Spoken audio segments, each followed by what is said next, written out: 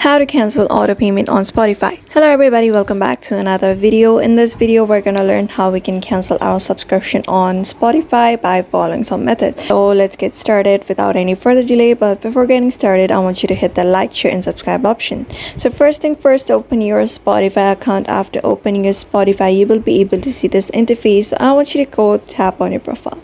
After that, go to settings and privacy, go to premium. After that, you will be able to see a bunch of plans that you may be able to purchase. Just purchase one of the plans, or you may already have purchased and you want to cancel it. So just tap on one of the plans that you have purchased. After tapping on one of the plans that you purchased, you will be able to see an option called to the web. So just an option where you need to go to a web browser. Just tap on that option and you will be able to see an option called change plans. Just tap on change plans, and when you scroll down a bit, you will be able to see a cancel subscriptions option.